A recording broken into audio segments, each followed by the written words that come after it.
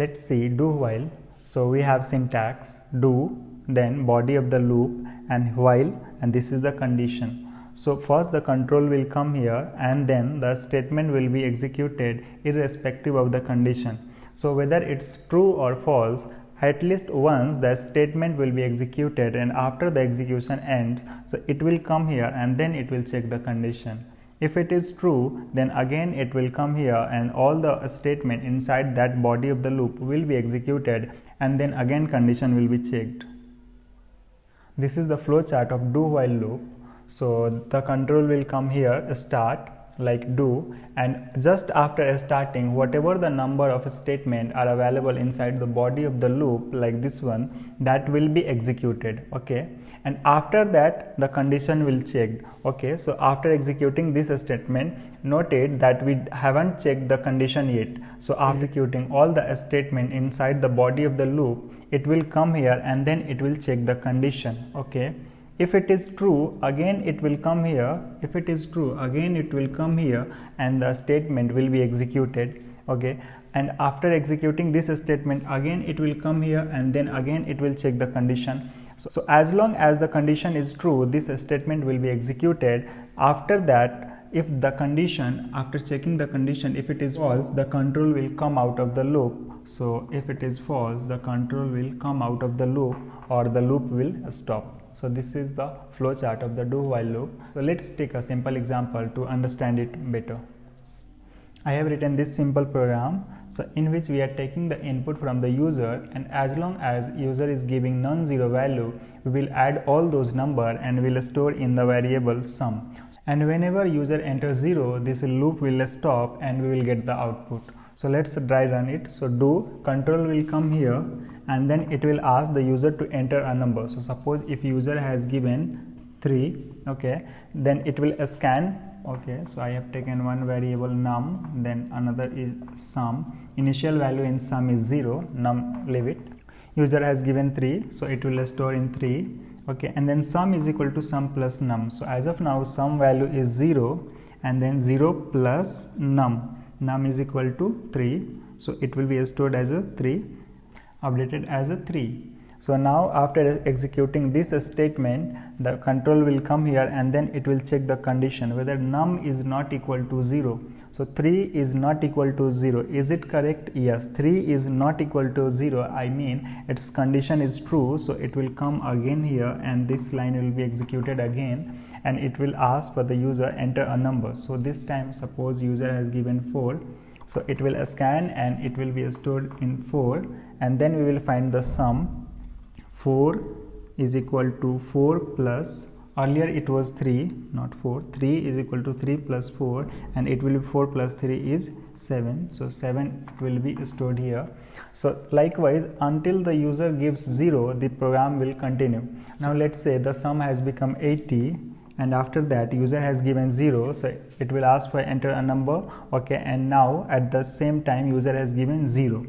So after this line, this will be 80 plus sum is equal to 80 as of now. Okay, here let's update it. Then it will be 80 plus num as 0. So 80 plus 0 is 80. So there will be no change. And after this one, this line will be executed, and this says num is not equal to 0. I mean 0 not equal to 0. 0 is not equal to 0. It is false, so this will be false. So control will come out of the loop and we will print here in the last line printf sum is %d and then sum. Here I am using assignment operator and arithmetic operator, and here I am using not operator. So these are the operator which I have explained in this video. You can watch this video in which I have explained in detail about all the operators. So what is happening here is that some people gets confused, how can we write sum is equal to sum plus num. So this is the assignment operator, and in assignment operator what happened, whatever the value are available on the right side, that will be assigned onto the left side. Only after executing this statement the value will be assigned to sum. So let's say if we have one value a and we have a, inside a is 5. So if we'll write a is equal to a plus 8. So what will happen, a as of now value is 5 and here again the value is 5 plus 8. So in assignment operator, first this will be executed, and suppose if there is a 7 or whatever, so 8 plus 7 is 15 plus 5 is 20, and then 20 will be updated inside A, so this will be 20. So first this will be executed and then the same value will be stored here. Let's write the same program on the computer and run it. I am starting code block.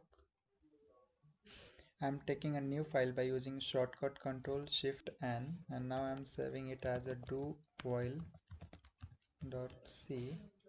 hash include, and now on the last line sum of all the numbers is, and then I have to print %d and then sum.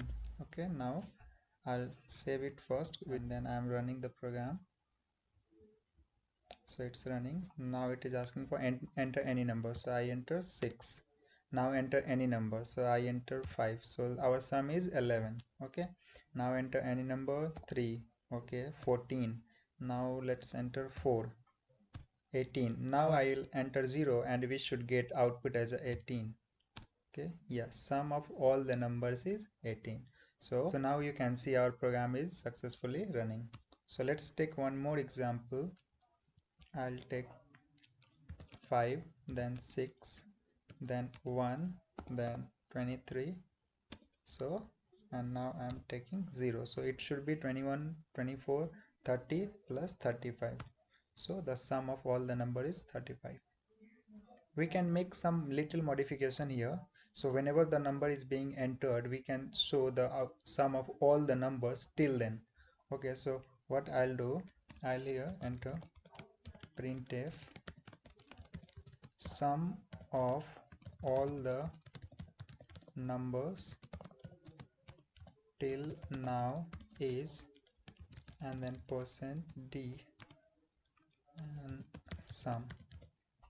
So I will print it into next line. I'm taking 2 line. I am making this as a comment. Now let's run this. So whenever we will enter any number, it will calculate the sum of all those numbers and it will print at the same time. So let's say 5. So the sum will be 5. Okay, sum of all the number till now is, okay, enter any number 5. So we are getting the 5, but the issue is the enter any number is printing on the same line. So what we have to do, just new line. Okay, I'll take 2 new line and then I have saved it, and now I'm just closing this program abnormally. Now I'm running the program once again. Now it is asking for any number 5. Okay, the sum of all the numbers till now is 5. Let's enter 4. Okay, sum of all the number till now is 9. 9 plus 12, 21. Okay, 21. Now let's say 8, 29. And now as soon as I enter 0, the program will end. Okay, so now sum of all the number till now is 29 and our program has been closed successfully. Okay.